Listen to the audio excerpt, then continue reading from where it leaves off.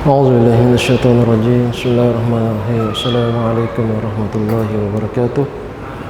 الحمد لله نحمده ونستعينه ونستغفره ونستهديه ونتوب إليه ونعوذ بالله تعالى من شرور أنفسنا ومن سيئات أعمالنا. من يهدي الله فلا مضل له ومن يضلل فلن تجد وليا مرشدا. أشهد أن لا إله إلا الله وحده لا شريك له وأشهد أن محمدا عبده ورسوله. اللهم صل على محمد وعلى آل محمد كما صليت على إبراهيم وعلى آل إبراهيم إنك حميد مجيد. اللهم بارك على محمد وعلى آل محمد كما باركت على إبراهيم وعلى آل إبراهيم إنك حميد مجيد. أما بعد. Alhamdulillah wa syukrulillah wa la hawla wa la quwwata illa billah. Hadirin hadirat muslimin dan muslimat, jamaah salat maghrib isya yang dirahmati Allah SWT. Pertama-tama sekali marilah kita merafakkan kesyukuran kehadirat Allah SWT kerana masih memberikan kesempatan hidup untuk kita. Sebab dengan kesempatan hidup sebenarnya kita dapat melakukan banyak perkara-perkara yang menguntungkan dunia dan akhirat kita. Rasulullah SAW menyebut khairun nasi man tala umruhu wa hasuna amaluhu. Sebaik-baik manusia adalah orang yang panjang umurnya, baik pula amalnya. Jadi orang yang panjang umur ni kalau disertai dengan amal soleh, maka itu merupakan suatu yang sangat baik ataupun manusia yang terbaik, sebab dia boleh mengumpul sebanyak mungkin amal-amal soleh yang dia perlukan ketika dia berjumpa dengan Allah SWT di alam akhirat, di alam kubur dia, di alam mahsyar nanti. Dan sebaliknya pula, seburuk-buruk manusia adalah orang yang panjang umurnya wasa'a amaluhu, buruk pula amalnya. Ini yang paling bahaya ni. Sebab itulah kita tidak digalakkan minta umur panjang, sekadar panjang, tetapi minta berkah umur. Ini minta diberkati umur, walaupun tidak panjang tetapi banyak amal. Kalau panjang juga alhamdulillah, itu dipenuhi dengan amal-amal soleh. Jadi kadang-kadang kita tengok orang yang menyambut hari kelahiran dia, orang berdoakan semoga dipanjangkan umur, semoga dipanjangkan umur. Tak apa, tetapi sebenarnya yang paling baik adalah semoga diberkati umurnya. Itu sebenarnya yang paling baik. Sebab umur yang diberkati ini dia akan guna untuk mentaati Allah SWT. Ini yang paling baik sebenarnya. Dengan adanya kesempatan yang ada ini, tuan-tuan dan puan, maka kita semakin dekat dengan Allah SWT, semakin menghampiri kubur ni, semakin dekat kepada Allah SWT. Bulan Ramadan tiba, merupakan kesempatan untuk kita beramal. Ini dekat, tinggal beberapa hari lagi ni, bukan hari lah, maksudnya sebulan lebih. Malam ni dah berapa? Nisfu Rajab kah? Tengok. 15 Rajab dah malam ni. Malam ni dah. Kalau nisfu Syaban banyak kita tahu, kita alat kita sensitif, tapi 15 Rajab kita tak jaga apa. Ini dah 15 malam ini. Masya-Allah. Dah sebulan 15 hari lagi. Kita akan menyambut Ramadan. Itu pun kalau Allah masih berikan kesempatan. Oleh sebab itulah ulama menganjurkan kita berdasarkan hadis Nabi SAW, sahabat-sahabat Nabi juga, di mana sahabat Nabi ini berdoa supaya mereka diberikan kesempatan hidup di bulan Ramadan. Ini hadis ini doa yang kita dengar, Allahumma barik lana fi Rajab wa Sya'ban wa bulan Ramadan. Itu bukan hadis sebenarnya, itu hanyalah ungkapan ulama. Tapi tak salah kita minta kepada Allah SWT supaya Allah berkati kita di bulan Rajab ini, dan bulan Sya'ban diberkati juga, dan disampaikan ke bulan Ramadan. Apa maksudnya diberkati bulan Rajab dan Sya'ban ini? Allah berkati kita di bulan ini, di mana kita bila masuk bulan ini, kita semakin giat untuk melakukan kebaikan-kebaikan, amal-amal soleh. Kita terdorong untuk melakukan ketaatan, puasa sunat, bersedekah, datang ke majlis ilmu, membaca buku, hadis yang merupakan motivasi untuk kita berubah. Kadang-kadang kita tahu, kita sendiri tahu apa yang perlu kita berubah. Walaupun kita ni mungkinlah termasuk dalam golongan ahli masjid, atau majlis ahli surau, kadang-kadang ada perkara-perkara yang kita sendiri kita rasa nak ubah, kita belum lagi. Contoh, kita tak banyak baca Quran, ataupun kadang-kadang kita miss baca Quran. Ada waktu-waktu hari-harinya kadang-kadang kita miss, ataupun kita tak apa nak jaga baca Quran kita. Itu yang kita kena ubah. Itu kadang-kadang kita ni orang lain tak tahu, kita saja yang tahu kelemahan kita. Jadi itu pun kita rasa, ya Allah tolonglah aku dapat membaca Al-Quran setiap hari, menjaga bacaan Al-Quran. Itu juga dengan sedekah. Tak semua orang boleh bersedekah setiap hari. Sebenarnya sedekah setiap hari ini tidak semestinya banyak duit, tidak semestinya dia kaya, billionaire. Tetapi sedekah setiap hari ini maksudnya dia membagikan hari-hari ini dengan kemampuan yang boleh dibagi, ataupun dia boleh sedekah setiap hari. Mungkin RM1 sehari, mungkin RM5 sehari, tetapi tiap-tiap hari. Di samping kita sedekah kepada tabung yang diletak di surau ataupun di tempat-tempat yang lain, kita boleh buat sendiri di rumah box ataupun kotak. Kita buat macam kotak sedekah. Kita tiap-tiap hari selepas subuh, ini sedekah selepas subuh ni. Selepas subuh kita memang tidak miss. Tiap-tiap selepas subuh masuk dalam. Hujung bulan kita nak bagi ke mana? Ke masjid sedikit, surau sikit, Pariatim sikit, ke Somalia sikit. Somalia ni kita tahu tak? Sedekah yang kita boleh buat di Somalia ni, sedekah menggali telaga.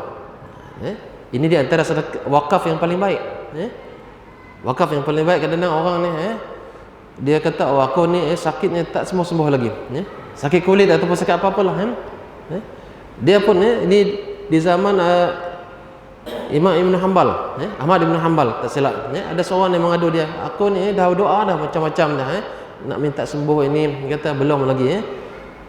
Jadi Ahmad Ibn Hanbal ni ataupun seorang alim ulama ni, dia menganjurkan, dia kata cuba engkau gali telaga, supaya orang ni boleh minum dan orang gunakan air ini, maka engkau berdoa kepada Allah agar disembuhkan.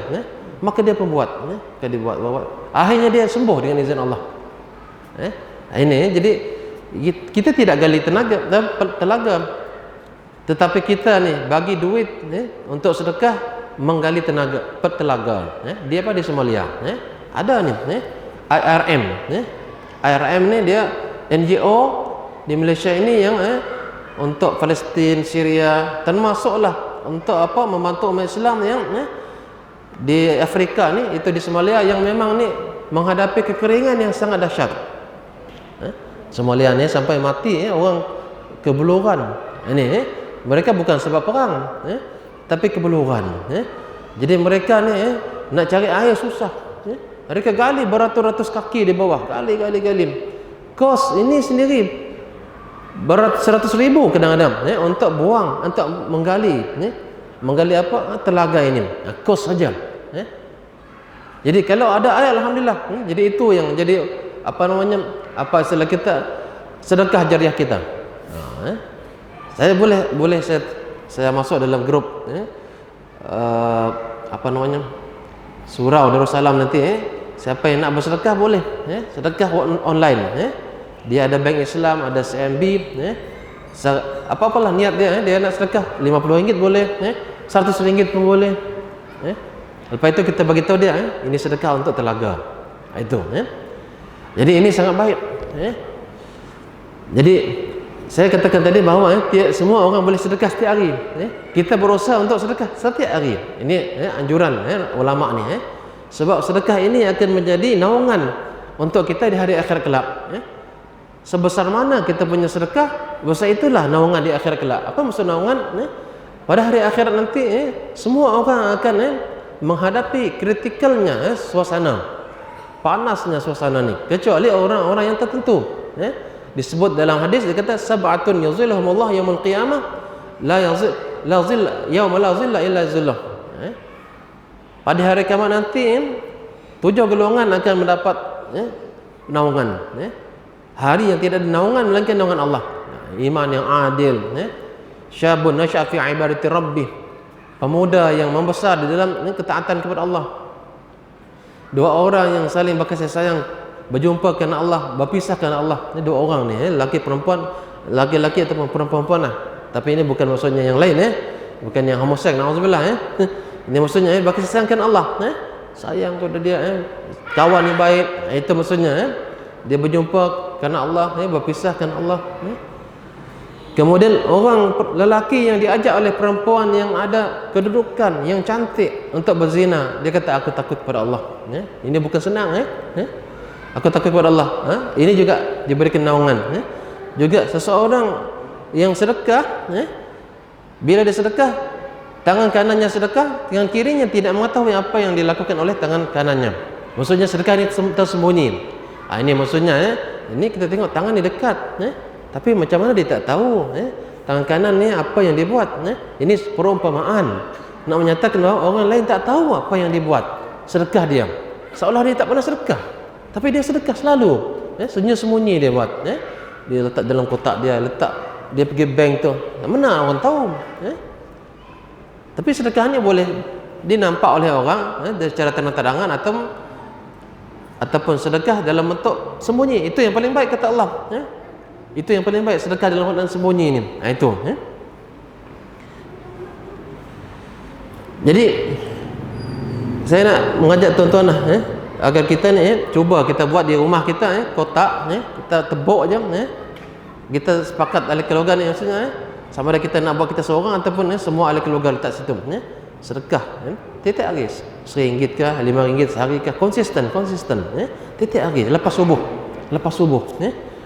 Kalau kadang-kadang lepas subuh tak ada, memang kita akan lupa. Tengok kadang-kadang walaupun kita tengok tabung ni, kita tak buat duit lah, tapi lepas subuh kita ingat ni, memang letak tabung ni memang tempat kita lulang. Tabung lupa nak apa tadi, tabung. Itu tiap hari, bukan hanya bulan Ramadan, tiap hari, sampai kita mati. Sebab dia akan menjadi penaung kepada kita nanti di akhirat kelak. Itu dia punya sedekah. Dan dalam Al-Quran pun, ketika seseorang ni dekat dengan ajalnya, sehingga Allah menceritakan, laula akhartani ila ajalin qarib fa asaddaqa wa aku minas salihin. Seandainya aku diberi tempoh sekejap saja, pasti aku akan sedekah. Maksudnya dia nak mati dah, bagilah aku tempoh ya Allah, kalau engkau bagi aku akan sedekah. Kenapa tidak waktu yang panjang, umur yang panjang, kesempatan yang banyak, tidak sedekah. Ini. Tapi ketika nak mati ni, dia tahu dah memang sangat perlu sedekah ni, sangat perlu sedekah ni, sehingga dia kata, aku akan sedekah ya Allah kalau engkau panjangkan umurku walaupun 1 minit. Ambil, tolong sedekah kepada si fulan, sedekah kepada anak yatim, sedekah kepada surau Darussalam, contohnya, sedekah di MAQ, contohnya, itu, tetapi itu tidak tergerak ketika hidup sihat walafiat. Ketika nak mati dah tak boleh gerak dah, nyawa ikan, barulah dia minta, ya Allah kalau boleh aku ni, bagilah peluang aku nak bersedekah. Dia tak kata aku nak solat, dia tak kata aku nak baca Quran ataupun aku nak buat apa-apalah yang amal soleh yang lain, nak pergi umrah ke, nak pergi ini, memang tak boleh dah. Tapi sedekah ni, sedekah ni boleh. Inilah. Jadi itu di antaranya. Jadi kita dengan diri kita ni, kita tahu apa yang kurang kita ni. Orang lain tak tahu. Macam sama aja dalam sab, sama. Sebenarnya kita nak ubah keadaan satu ni macam susah aja. Sedekah ni macam belum lagi. Sebab tak banyak duit. Kalau tak banyak duit, 10 sen sehari. Kata macam itulah. Kalau nak kata ataupun RM1 sehari. RM1 sehari. Macam tu. Dan ulama, di antara mereka kumpul duit di bulan Rajab ni. Bulan Rajab. Untuk apa mereka kumpul? Bulan Rajab dan bulan Syaban mereka kumpul khas untuk sedekah di bulan Ramadan. Tapi kalau orang yang ada banyak duit, dia tak kisah, tak payahlah nak kumpul-kumpul duit. Macam tu kata, aku memang ada duit, aku tak kumpul duit pun memang aku ada duit. Jadi macam tu. Tapi kalau orang kadang dia macam ada waktu-waktu suntuk duit, kalau nak bulan Ramadan tu memang tunggu nanti tepat waktu Ramadan ni, memang Allah waktu tak ada duit, memang nak sedekah pun macam terlalu sikit. Jadi bulan Rajab ni kumpul-kumpul duit untuk sedekah bulan Ramadan nanti. Boleh, kumpul sisihkan RM50, RM100, RM500 khas untuk Ramadan. Boleh macam tu, jangan diganggu. Macam itulah, Macam kita buat simpanan untuk kita beli sesuatu, itu juga untuk bulan Ramadan. Apa lagi yang lain? Banyak lagi. Kalau orang mampu nak berpuasa Isnin Khamis, silakan. Isnin Khamis, silakan. Nanti bulan Syaban paling kurang kita ada puasa pemanasan sebelum kita masuk bulan Ramadan. Baca Quran, walaupun tidaklah satu juzuk satu hari. Memang berat satu juzuk sehari kalau orang tak biasa. Tapi kalau orang biasa dia kata 40 minit, 45 minit dah habis satu juzuk. Itu orang biasa dah, dan lancar juga.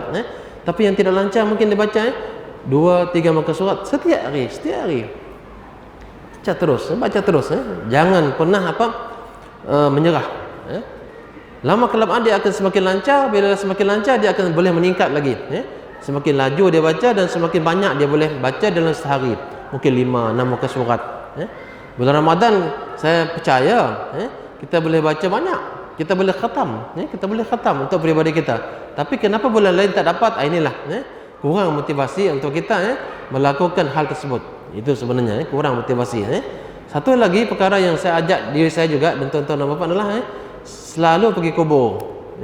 Bukan hanya hari raya. Hari raya biasa kita pergi kan, hari raya pertama, hari raya kedua. Bukan maksudnya macam tu. Maksudnya hari-hari biasa. Setiap bulan kah, setiap minggu kah pergi kubur. Bukan saja nak tengok kubur ayah anda, bonda kita ataupun saudara-saudari kita. Nak tengok kubur secara umum. Nak ingat tentang kematian. Pergi ke Kemunting kita, bawa keluarga, naik kereta, walaupun tak turun, bagi salam, Assalamualaikum ya ahlad diyar, salam sejahtera kepada kamu wahai ahli kubur, wa inna insyaallah bikum lahiqun, insyaallah kami ini akan menyusul kamu mati. Ini maksudnya Asallallahu lana walakum al-afiyah ataupun ghafarallahu lana walakum. Aku memohon kepada kamu keselamatan dan juga keampunan. Itu ataupun dalam bacaan yang lain dia kata ghafarallahu lana walakum, semoga Allah mengampuni dosa kami dan juga dosa kamu. Lepas itu nak baca doa lagi terus kepada ibu kita, ayah kita yang memang secara khusus. Jadi umum baca semua ahli kubur tu akan mendapat bahagian daripada doa kita. Jangan kita khas untuk ibu bapa kita saja. Boleh kita pergi kubur, kita selalu pergi kubur ayah bonda kita sebulan sekali, tetapi lepas itu masukkan juga doa untuk orang yang beriman. Allahumma ighfir lana dzunubana wa liwalidina warhamhum kama rabbawna shighara wa li jami'il muslimin wal muslimat wal mu'minin wal mu'minat al ahya'i minhum al amwat. Yang hidup ataupun yang mati, semua dapat. Kalau kita mati nanti kita pun dapat daripada doa orang yang berdoa macam ini. Jangan kita doa untuk kita saja. Ini jadi elok gunakan sirah. Sirah maksudnya bentuk jamak. Jamak maksudnya untuk semua. Jangan Allah maghfirli walidayya warhamhuma kama rabbayani shaghira. Itu saja. Allah ampunkan dosaku dan dosa kedua orang tua aku saja. Okey, boleh. Tapi minta juga ampun untuk kaum muslimin dan muslimat. Mukminin dan mukminat sama ada yang masih hidup atau telah meninggal dunia. Memang Allah ampunkan dosa. Kita mungkin masih hidup tak memikirkan macam mana kita perlu diampunkan dosa kita dalam kubur. Tapi bila kita dalam kubur memang kita sangat memerlukan. Ibarat ulama katakan orang yang masuk dalam air tenggelam, nak tenggelam dah. Oh tolong. Macam itulah orang yang dalam kubur mengharapkan orang yang boleh bantu dia dalam doa, dengan doa. Doa yang mana? Allah ampunkan dosa dia, maafkan dia ya Allah, selamatkan dia, jadikan kubur dia taman daripada taman syurga. Itu orang kita hidup ni tak terfikirkan hal ehwal orang dalam kubur ni sengsara. Ada yang diseksa dah ratusan tahun, bahkan ribuan tahun pun ada. Macam orang yang daripada nabi-nabi, Nabi Adam, selepas Nabi Adam, nabi okeylah, tetapi orang-orang yang memang mungkin mereka ni keislaman mereka ialah ala qadar ataupun mereka buat maksiat, Allah azab mereka dah beribu tahun dah, beribu-ribu tahun dah. Ini jadi dengan doa kita ni dia mencakup semua orang beriman, semua orang beriman dibagi Allah bagi. Jadi ini penting, penting. Jangan kita mengkhususkan untuk kedua orang tua kita saja. Memang itu perlu kedua orang tua kita mendapat keampunan secara khusus, tetapi orang lain pun dapat juga. Itu Okey, itu yang diantara persiapan kita untuk menyambut Ramadan, yang maksudnya meningkatkan amal soleh kita. Puasa kalau boleh, walaupun tidak Senin Khamis ataupun Isnin sajakah ataupun Khamis sajakah, cuba Al-Quran jangan tinggalkan. Qiyamul Lail lah ini. Nanti kalau kita bulan Ramadan memang kita akan apa istilah kita Qiyamul Lail. Qiyamul Lail maksudnya solat tarawih itu adalah Qiyamul Lail. Qiyamul Lail. Dia Qiyamul Lail maksudnya kita hidupkan malam kita. Tapi sebelum itu kita tahajud dulu, walaupun 2 rakaat. 2 rakaat tahajud, lepas itu tambah dengan 3 rakaat witir. Sama ada witir itu sebelum selepas Isyak, sebelum kita tidur, sama ada di surau ataupun di rumah. Di rumah elok lagi lah. Tapi nak buat di sini pun boleh. 3 rakaat lepas 2 rakaat sunat Isyak, lepas itu kita sembahyang 3 rakaat untuk witir. Tapi kadang-kadang kita tengok orang ni semakin sikit dah nak balik dan tutup nak kunci dah. Kita pun kelam kabut. Jadi kita tak seronok. Tak payah. Sembahyang witir di rumah. 3 rakaat sebelum kita tidur. Ambil uduk sebelum tidur, sembahyang 3 rakaat. Kalau orang mampu, ada kata mengantuk sangat. Okey, lepas sebelum subuh, witir, 3 rakaat. Itu sebagai penutup.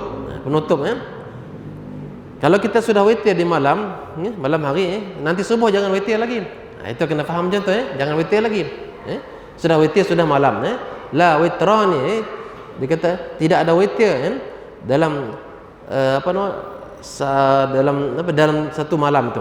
Dia tidak ada dua kali witir. Ini dah 3 ni, buat 3 lagi. Tak jadi. Dia kena sama ada sebelum tidur ataupun sebelum subuh.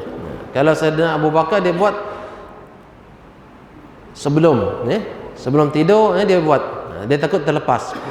Kalau Sayyidina Umar dia buat sebelum subuh. Dia jaga betul-betul. Itu memang orang kuat. Dia jaga. Jadi qiyamul lail ni walaupun 2 rakaat, tahajud ni maksudnya selepas tidur. Lepas itu witir 3 rakaat. Kalau nak lagi, lepas witir boleh tak sembahyang sunat lagi? Boleh kalau solat hajat. Solat hajat tak ada masalah. Kalau setelah kita sembahyang tahajud ni, sembahyang witir 3 rakaat. Sembahyang tahajud lagi tak boleh. Sebab dia sudah penutup. Dia penutup sembahyang sunat sebenarnya. Tapi solat hajat boleh. Solat hajat boleh. Ini bila-bila masa siang ataupun malam. Itu. Jadi itu di antara perkara-perkara yang mungkin kita kena refresh, kita segarkan balik supaya kita ni lebih menumpuk kepada ibadah. Walaupun politik ni memang ada bukan mas covid COVID-19. Sekarang ni istilah COVID-19 coronavirus 19 Disember. Ataupun Disember 2019 itu sebenarnya COVID-19 tu. Dulu orang sebut coronavirus. Itu pun sekarang ni hangat. Okey, dalam hangat tu kita jangan terlalu takut, tawakal kepada Allah. Teruskan beribadah, teruskan bertaubat kepada Allah, teruskan minta ampun, minta perlindungan kepada Allah. Allahumma adfa'na al-bala wal waba wal fahsya wat ta'un ma zaharna batan. Tolakkanlah kami, minta pertolongan kepada-Mu ya Allah daripada bala, ta'un, Allahumma inna a'udzubikal baras wal junun wal juzam wa sa'il asqam. Kami minta juga perlindungan kepada-Mu daripada sopak, kusta, gila dan juga penyakit yang berbahaya. Penyakit berbahaya inilah penyakit yang buruk ni, penyakit yang belum dikenali sebelum ini. Dalam hadis disebut di antara tanda akhir zaman itu, tanda kiamat adalah penyakit yang akan menimpa umat akhir zaman ini yang belum pernah menimpa orang dulu. Ini belum pernah. Belum pernah ni. Penyakit kolera banyak, dulu pun ada. Jadi penyakit coronavirus ini memang dia macam pelik. Dia punya virus pun dia tidak macam virus lain. Dia ada pasang-pasangan. Ini tak ada. Dia tak ada jantan betina. Dia terus jadi terus membiak tanpa jantan dan betina. Itu yang pelik. Allah yang ciptakan. Allah yang ciptakan. Ini tanda kekuasaan Allah sebenarnya. Ini tentera Allah SWT. Boleh melumpuhkan kesombongan manusia ni. Sombong manusia dapat lebih sikit, lebih daripada orang lain, sombong. Ini macam negara China, sombong. Kita tengok sombong dia, kata tidak ada yang dapat mengalahkan kami. Dia kata siapa yang boleh mengalahkan dia? Allah saja. Allah. Wallahu alam lah Jadi kita pun dengar pelik-pelik Ada yang mengatakan negeri China ni sebenarnya buat virus ini untuk menyerang Amerika. Itu cerita lah. Saya tak berani nak kata itu Sebab dia kata ada satu lab Ketua Makmal tu mereka menemu virusnya macam coronavirus. Itu cerita. Betul ke tidak wallahu alam Kalau betul tidak mustahil sebab China ni dia pakar mereka. Mereka beras dia juga buat telur palsu dia juga tengok macam-macam anggur palsu pun dia juga orang makan kenapa tak pecah-pecah anggur palsu jadi ini hebat dia juga boleh buat apa dengan izin Allah lah bukan dia pandai sebenarnya Allah yang sebenarnya yang berikan kepandaian tersebut dia buat macam-macam virus ni kena nak merosakkan orang tapi akhirnya dia sendiri kena itu kemungkinan itu andaian ada setengah orang kata mungkin macam tu wallahu alam kita pun tak katakan ini betul 100% itu yang tersebar cerita-cerita yang tersebar kalau betul balak untuk mereka sendiri balak untuk mereka, orang kafir itu untuk orang Islam itu sebagai peringatan sebagai peringatan okey ada masa kita baca hadis tuan-tuan dan puan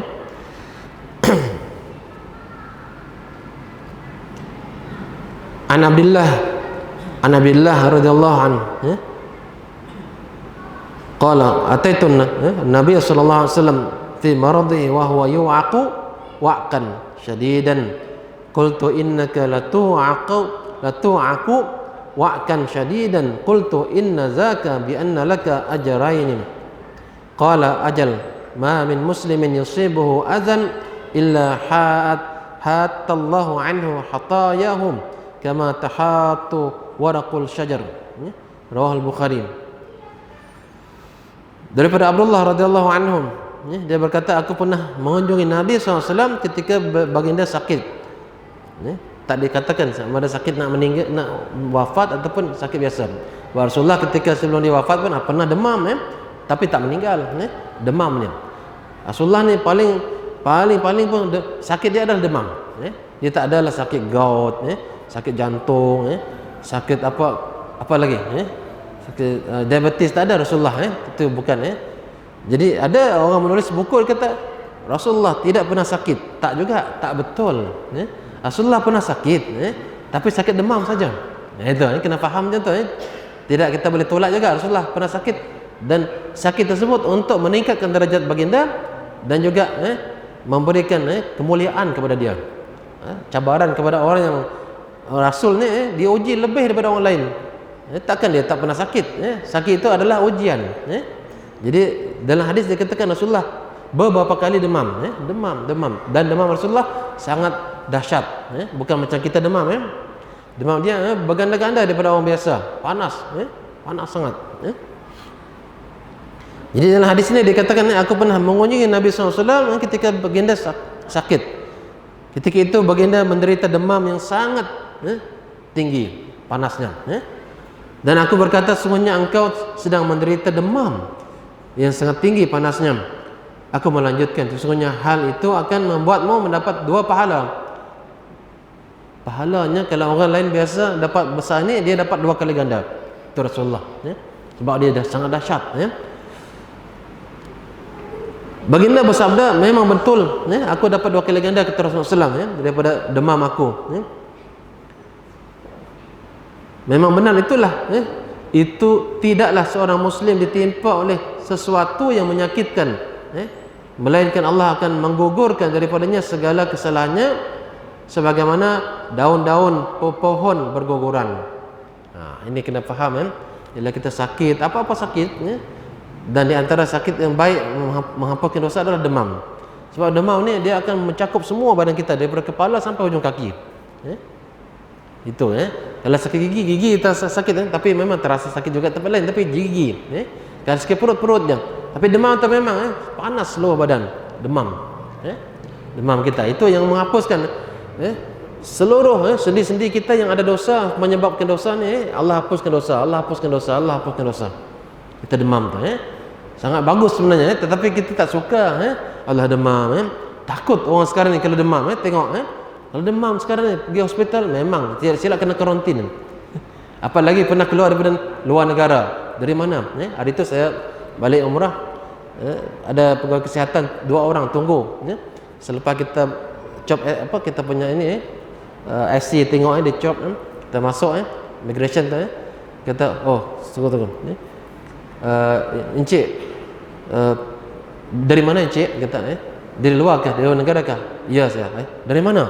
Oh, dia pun cemas tengok saya. Dari mana? Kata umrah. Saya kata, oh ada tak singgah tempat lain? Oh tak ada. Kalau dia nak tahu juga ada tak singgah di Wuhan kah, di Korea kah, di Jepun kah? Dia takut juga, takut. Kalau saya kata saya singgah di Wuhan sekejap, oh, memang kena tahan lah, kena tahan. Nauzubillah min zalik lah. Jadi maksudnya ini di antara maksudnya perkara-perkara yang memang Rasulullah SAW sendiri mengalami demam ni. Demam ini kalau saya sebut tadi orang kalau demam sekarang memang takut dah.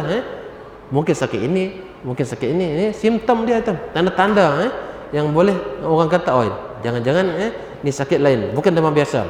Cek dulu ke hospital, dia cek dulu, cek darah, cek apa lagi. Kalau dia takut lah.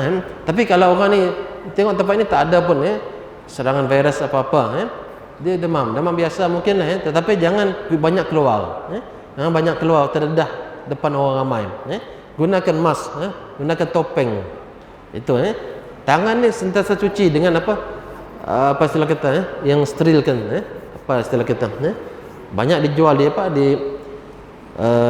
di kedai-kedai ataupun di farmasi dijual untuk membersihkan tangan kita ni, sehingga kan orang ni dia bersalam ni bukan dengan tangan sekarang ni, dengan kaki, takut menyentuh tangan, kata jangan sentuh tangan. Itu dia takut. Jadi terlalu takut pun tak elok juga. Terlalu takut, lebih takut daripada Allah. Maksudnya kita takut kepada Allah, ini lebih takut kepada coronavirus daripada takut kepada Allah. Itu tak betul. Jadi Rasulullah menyebut bahawa penyakit apapun, bukan hanya demam, sakit gigi kah, sakit mata kah, sakit perut kah, tercucuk jarum kah, tercucuk duri kah, kena kaca kah, terselioh kah, apa-apa sakit yang tidak normal. Maksudnya normal ni kita sihat, tapi ini tak normal dah, sakit dah saya sini, saya pun tak tahu apa sebab. Itu pun Allah hapuskan dosa. Semakin besar sakit tersebut, semakin banyaklah dosa akan Allah gugurkan.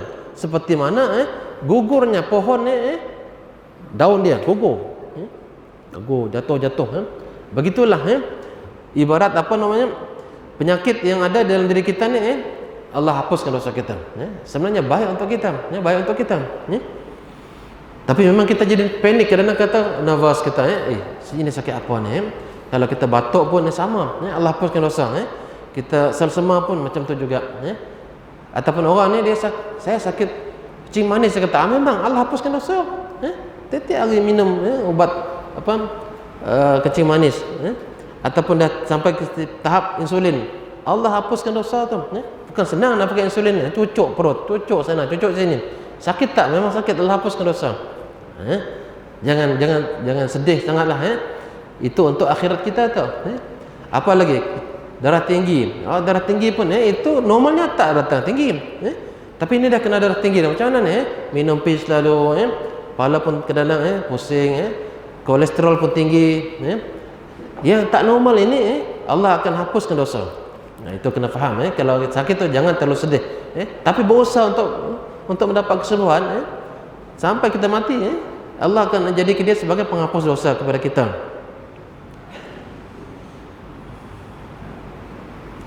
An Mahmud ibn Labid anna Nabi sallallahu alaihi wasallam qala idza ahabba Allah qauman ibtalahum faman sabara falahu sabru wa man jazi'a falahu jaza'.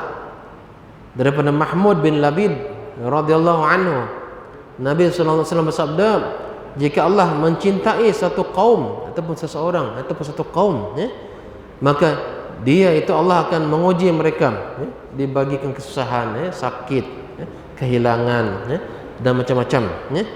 Barang siapa yang bersabar, sabar atas ujian ini, maka dia akan mendapat pahala kesabarannya. Dan barang siapa yang mengeluh, maka dia akan mendapat keluhan itu bahkan Allah murka kepada dia. Ini bahaya ni. Mengeluh maksudnya, Allah, saya sering sakit ni. Halo, kenapa orang lain tak sakit, saya aja sakit? Dia tak tahu orang lain pun sakit juga.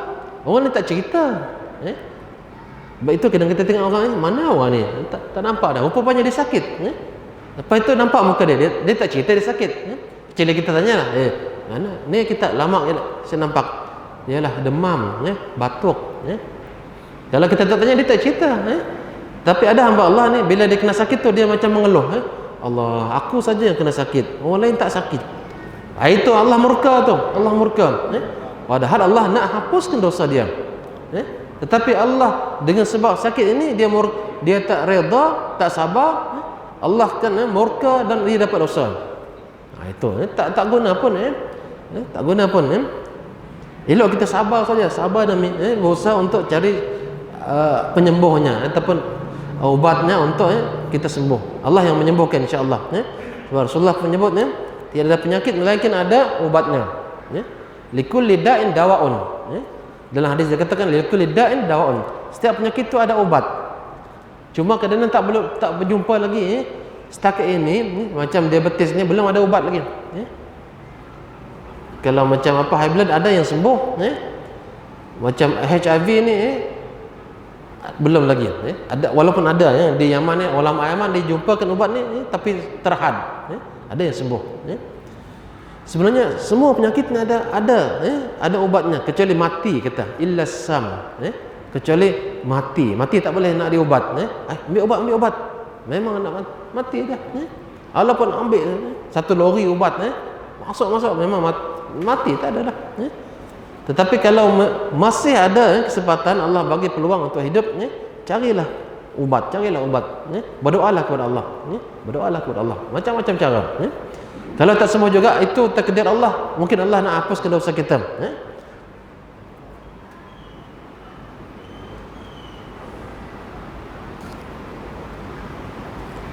Tengok lagi hadis ke berapa Isyak? 51 tinggal sikit lagi. Tinggal sikit lagi. Baca terjemahan saja. Daripada Anas dia berkata Rasulullah SAW bersabda, jika Allah menghendaki kebaikan pada hamba-Nya maka dia akan menyegerakan hukumannya di dunia. Dunia dia dapat hukuman. Dan jika Allah menghendaki keburukan pada hamba-Nya maka dia akan menahan dosanya hinggalah dia sempurnakan di akhirat kelak. Itu berat. Kadang awal kita tak nak, takut. Dia tak nak minta maaf apa lagi sampai dia mati dah akhirat. Akhirat urusannya. Elok kita minta maaf di dunia, bertaubat kepada Allah, Allah ampunkan dan Allah bila kita mati bersih dosa. Itu yang paling baik. Kubur pun tidak diseksa. Di akhirat nanti selamat. Ini jadi kalau Allah nak kebaikan kepada hamba-Nya, Allah akan bagi dia sakit dulu. Kadang-kadang nak mati tu memang macam sakit sangat, menggelepar kadang-kadang. Bukannya maksudnya dia ni ahli neraka. Tak. Allah nak hapuskan dosa dia. Allah nak hapuskan dosa dia. Sehingga mungkin tinggal sikit lagi dosa dia, sakit mati lepas tu dah bersih. Itu kita kena baik sangka tengok orang ni sakit ada yang sakit ni, orang-orang lepas tu meninggal. Teruknya dia nak mati. Rasulullah pun mati pun memang teruk kata Aisyah. Teruk bukan teruk apa, memang dia sakitnya nak mati ni maksud sakaratul maut, sangat sakit. Ini jadi bukanlah maksudnya penanda orang ni meninggal dalam keadaan tenang je itu ahli syurga, belum tentu. Ada orang kafir meninggal tenang je tetapi dia ahli neraka. Tengok jadi bukanlah penanda orang yang mati ni teruk mati lepas tu dia ahli neraka, tidak. Mungkin dia sudah habis dosanya, dihapuskan dengan apa? Sakit yang dihadapi sebelum dia meninggal. Ini dia habis masa. Jadi mana Allah SWT menemukan kita pada pertemuan yang akan datang, dan semoga Allah beri kita motivasi dengan kita dengar ceramah, baca buku, agar kita dapat mengubah diri dan nasib kita sendiri. Nasib maksudnya nak buat baik ni kadang-kadang kita pun rasa berat. Tetapi dengan izin Allah, Allah akan bagi kekuatan untuk kita berubah, dan kita dapat melakukan amal-amal yang kita rasa berat, dan insya-Allah kita dipermudah oleh Allah Subhanahu wa taala. Jadi itu saja. Subhanakallahumma bihamdik asyhadu an la ilaha illa anta astaghfiruka wa atubu ilaik. Bismillahirrahmanirrahim. Wal 'asri innal insana lafi khusr illa allazina amanu wa 'amilus shalihat wa tawassaw bil haqqi wa tawassaw bis sabr. Aqulu qawli hadza wa astaghfirullaha lakum. Wabillahi taufiq wal hidayah. Wassalamu alaikum warahmatullahi wabarakatuh.